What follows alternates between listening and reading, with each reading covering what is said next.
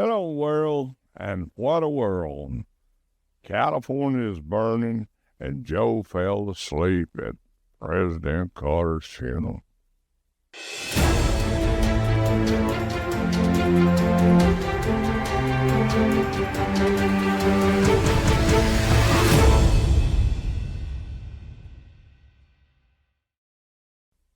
All right, everybody. I just thought I'd show off my little pendants that I got from Senator Max Cleveland. He was a U.S. Senator. Also, Jeff Mullis, a Georgia State Senator. So I thought I'd show them off today. I'm not a senator, of course.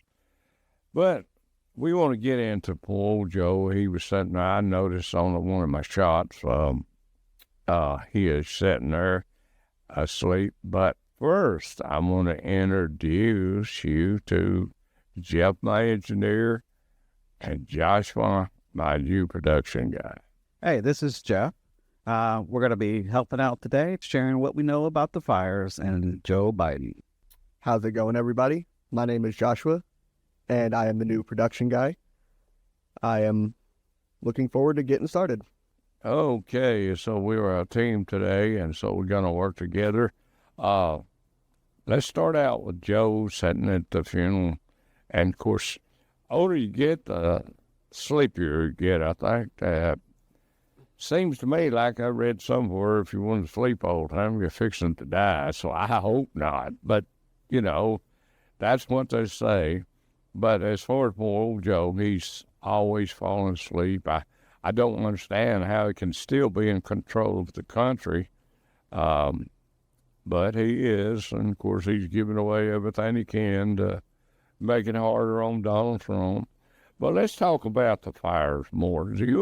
What do y'all think about the fires that's going on out there in California? All right. Me personally, I find it a bit strange how, California is one of the richest states in America, yet they can't pull enough funding for fire prevention. Because if you look at their forest situation, it's out of control. And this could have easily been prevented in multiple ways.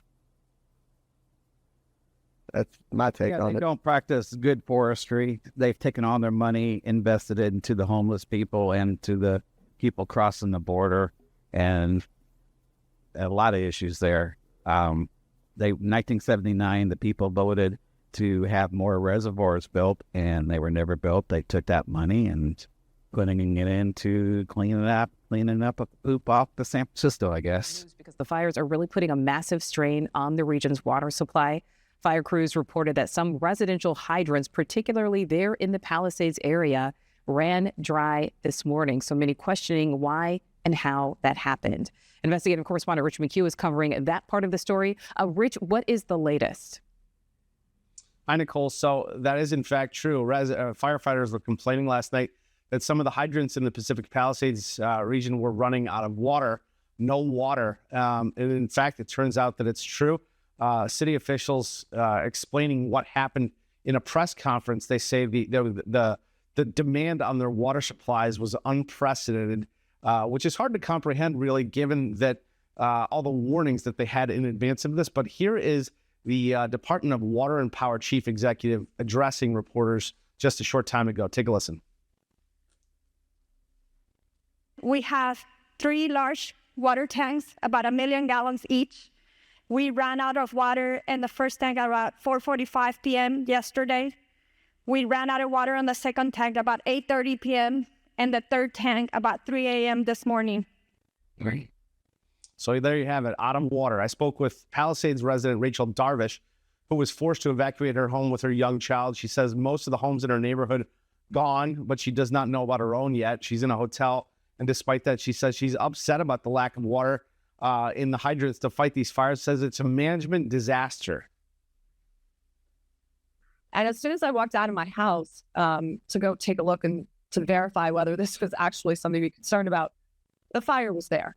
The fire was right there on our block, on our street, on our mountain. You got to be kidding me. Let's go. I mean, whoever's responsible here, someone. There was not any water when I was evacuating. My home is right by the gate. What I showed you in that video was happening without a single fire crew being there at the time. The people that were helping were the gardeners in the neighborhood, were the people who were working on other homes, were the residents. How would anyone feel if you were standing there watching the fire ravage your house and knowing that the call hasn't been made to fill up fire hydrants, or that there isn't enough water to fight this fire that I paid tax dollars for? So now my tax dollars went for an airplane ride from LA to West Africa versus why are my fire hydrants full? That's going to be the question in the next election, 100%. And there have to be consequences here. Now, what she's referencing, Nicole, there is that the mayor of Los Angeles was overseas in West Africa at I believe the presidential in Ghana. The new president was being elected under fire on her way back, and she is now coming on Twitter saying, "Look, now we've resumed these airdrops from these airplanes and whatnot, but the focus surely is going to be on how did this break down, and how did they have a lack of water to fight this scenario when they had so much advance warning?" So, as far as the government's concerned, they deserve it, right? That's what you're saying, but not the people, of course. We have all these people losing their homes. It's terrible. It's just a nightmare for them to see all them fires start, which I believe they've been started by different people.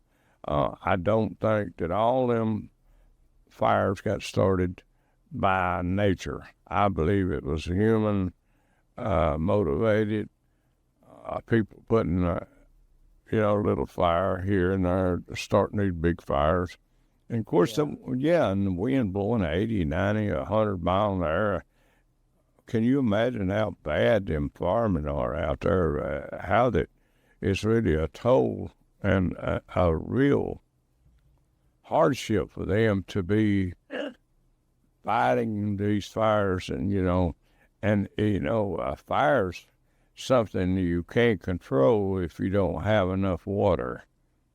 And they have, like Joshua said, they have brought this on themselves.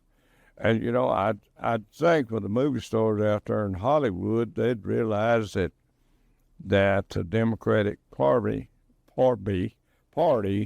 is not for them as much as they think, and they hold up on them, but they're just letting their state go to hell in a handbasket. Basically, hell. It's hell for the people out there, and don't you feel like that, Jeff? Yeah, and the celebrities, they're losing stuff too, and it's hard to feel sympathetic for them, but you got to, or you're. And Dennis Quaid was on last night. He was pretty upset. His neighborhood was caught up in that. And I know a couple people from Fox, Kennedy, and Jimmy Failure, that they have family homes out there. And I'm pretty sure Kennedy's home is gone. What's their say on this too, Joshua? Well, honestly, you have the issue of the fire, but now you have the additional looting going on with people who have already lost everything. So it's just making matters even worse for them all. And what's going to be next after that? Yeah, and there'll be a big time looting. I mean, these people living out there, they're used to having handouts, and they're just going to take a handout wherever they can get it. It's going to be like the riots back in during COVID. Well, and then when this spring comes, you're going to have a lot of landslides because you got no grass, no vegetation to stop the landslides. But and I've just looked at my phone. There's at least 5 dead, 27,000 acres burned. Can you imagine how many animals in there have died on account of that? haven't heard if it's true or not, but I mean, Trump is blaming it because they won't clean the underbrush because of some fish or some kind of creature that they're trying to save. I'm still waiting to get clarity on that. Has anybody else heard about that?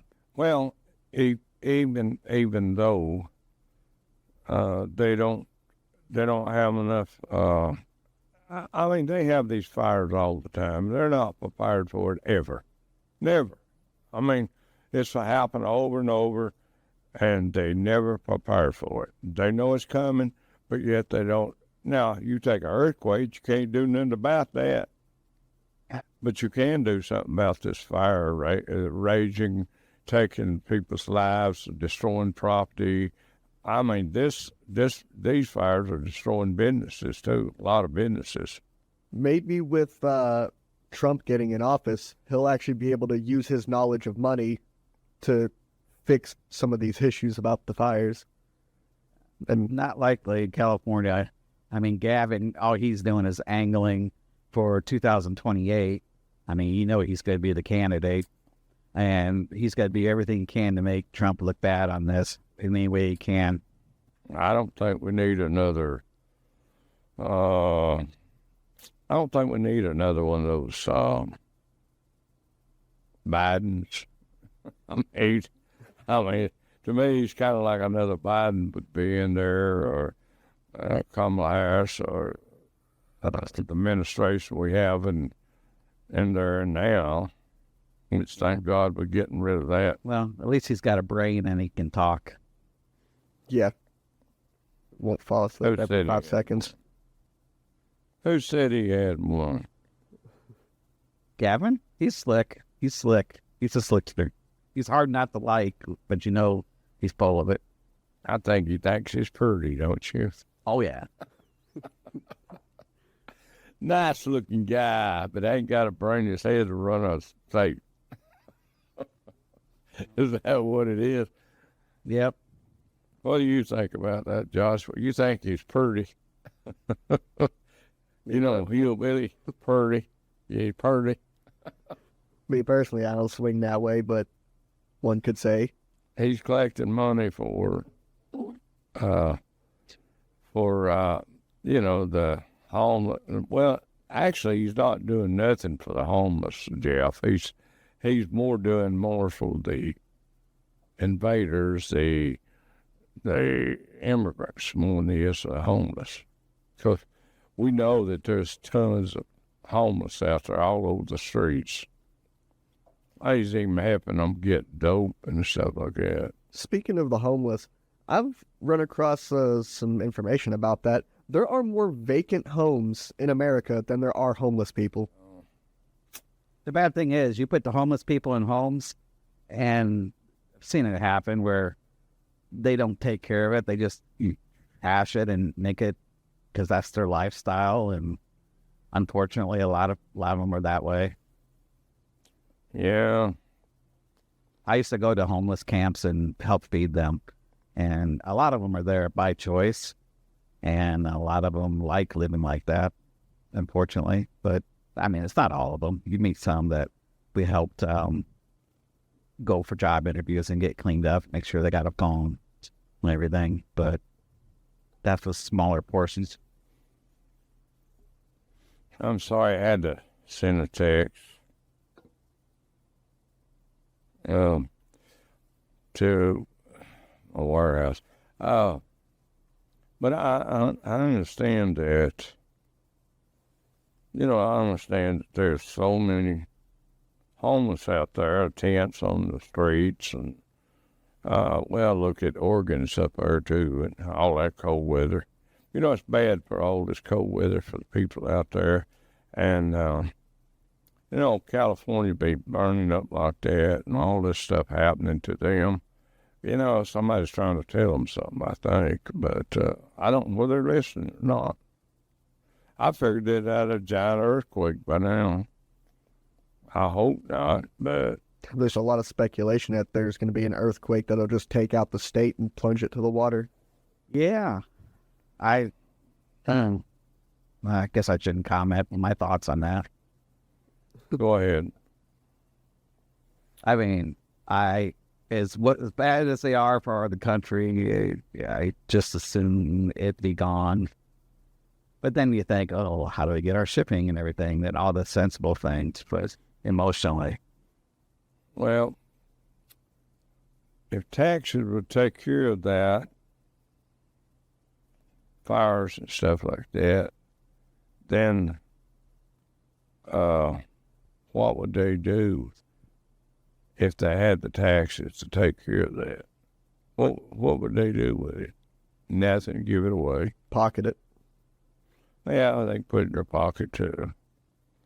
I mean, I don't understand how these people can run for office and get all this money. What goes to that money? What do you think about, Josh, I want to ask you, see, Joshua, he's a young whippersnapper, and he ain't been around this world that long, like me and Jeff and other people. What do you think about taking over Canada? I think it can go both ways, like good and bad, but I think it could be beneficial because if we get them to become the 51st state, we would be the largest continent by land, like overtaking Russia by a good 100 or so kilometers or something. Well, I don't think having the land's going to make any difference in a war, just more places to blow up. Yeah. But if America had a war, that Canada would get a part of it too, so they might as well just be a part of the United States. I ain't too crazy over that. Puerto Rico, everybody wants money down there, but they don't want to be a state. So. And the thing is about the government and them, I find it funny, like this is about the money situation. I find it funny how most people in America, I'll just use myself as an example. People like me don't have enough money to really do anything. Like, I'm hardly ever out of my state because there's just not enough to go vacation or anything. But yet, people up there in the White House and whatever, they can take like 6-7 week long vacations a year and get paid for it for practically doing nothing. I find it incredibly unfair. I wish he only took 6. I mean, he does 6 in a month or 2. Yeah. They don't get paid now like they deserve. And what I'm talking about, a cut. I ain't talking about a raise.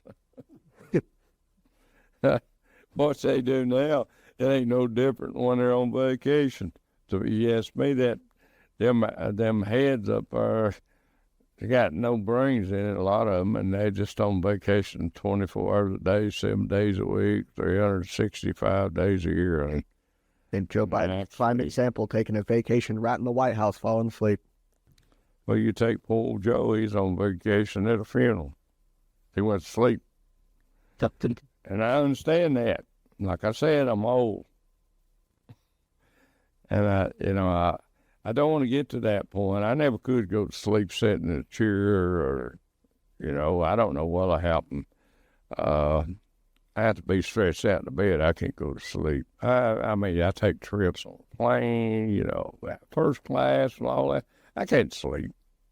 I got to be in a bed or something. Back to Canada.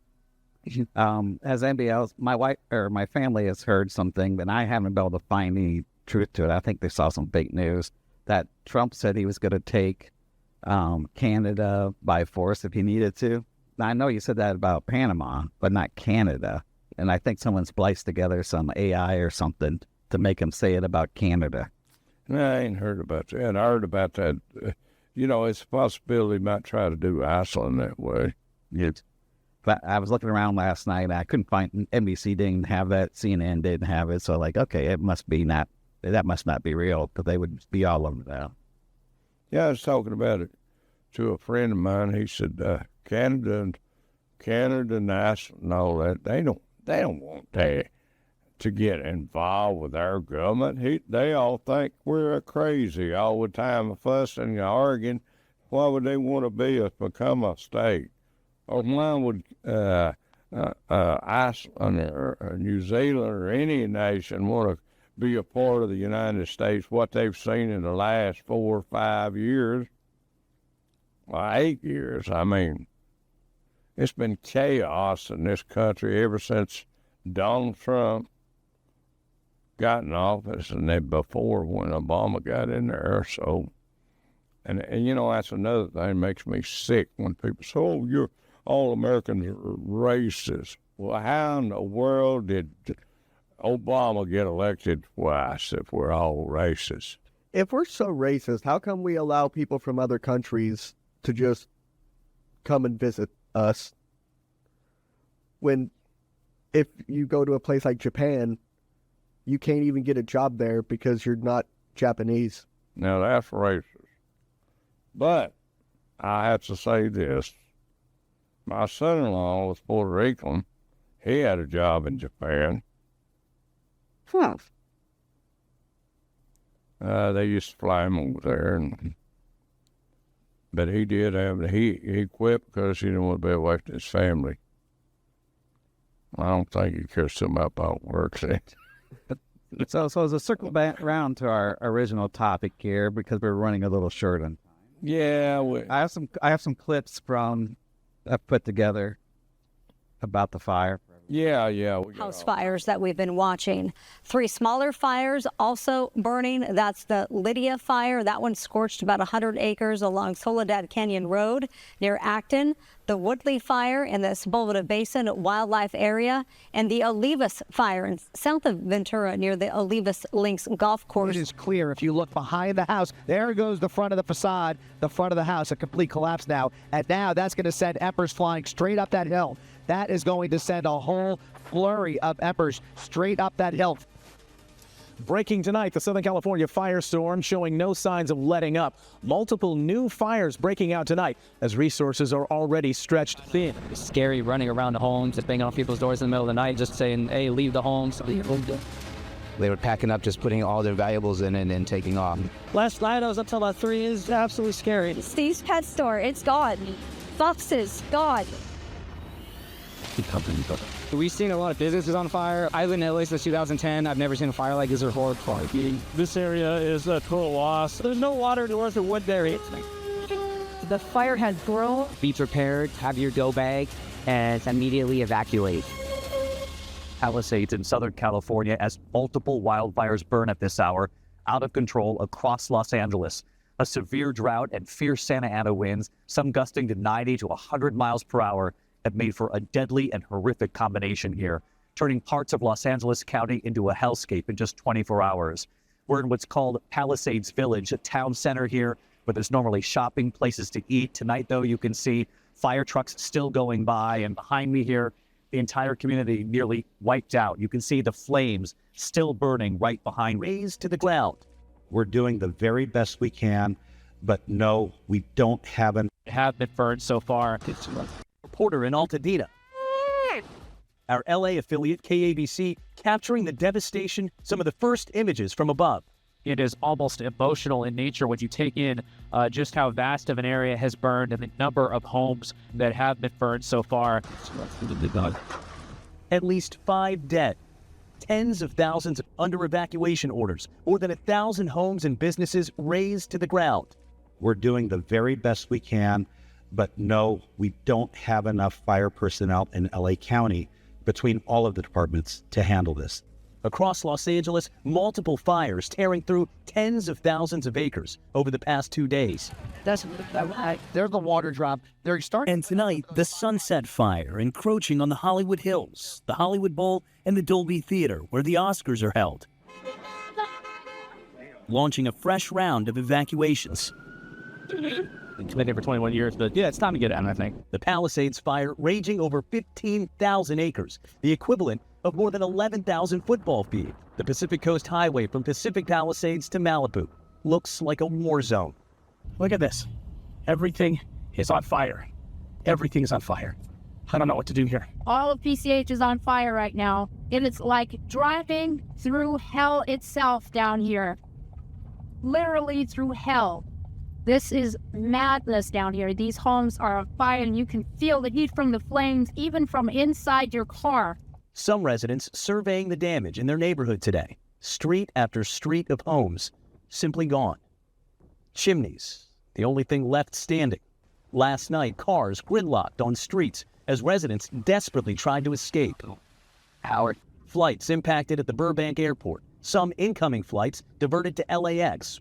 The Palisades and the surrounding areas, home to many of Hollywood's biggest and brightest stars. It could have been prevented easily. So that's just like ignorance and greed among all the rich. It shows you they just don't care. They don't. It's like the rest of the country with administration. You know, who cares when North Carolina ain't got hit, Florida and all them places. That went away. The news media don't talk about it no more.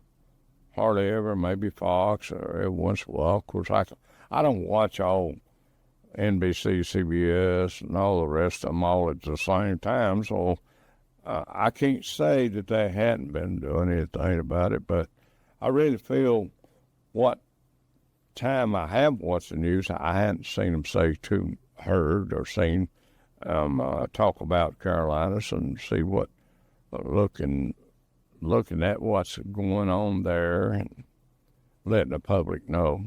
All I see is a bunch of forget about it. I mean, don't worry about it. It was like that here when we had that terrorist take out 5 of our military. That parking lot over on Lee Highway was packed with satellite trucks for a week. And then the next shooting happened and everybody split and took off for that and forgot about ours. Well, we're about to have an ice storm over here. Biden, before you leave the office, you watch this ice storm hit North Georgia and Chattanooga and Tennessee in that area. We're going to probably need your help too. So be sure and go to Ethiopia or one of these other countries and give them a couple of $100 billion or something. Forget about the American people. I would say that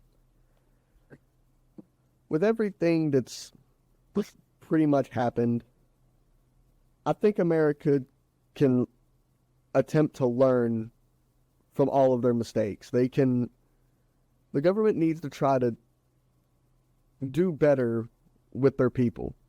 Yeah. And I believe this is like a good resting point for our case. Yeah. All right, everybody. I guess we need to hang it up. The engineers said wrap it up.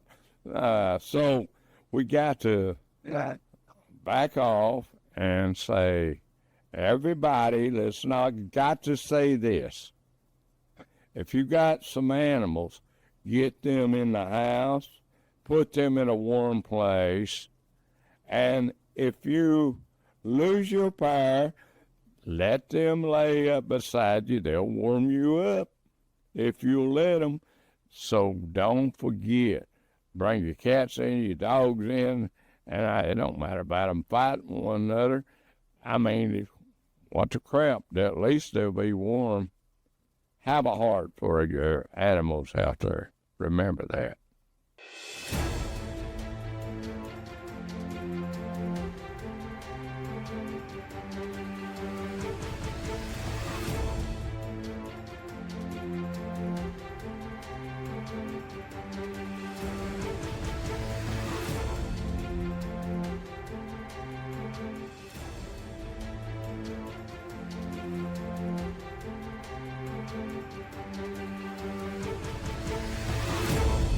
The views and opinions expressed on all Talkin Live presentations are those of the host and their guests, and not necessarily those of the staff or management of the Talkin Live TV broadcast studio, or by this channel or its management.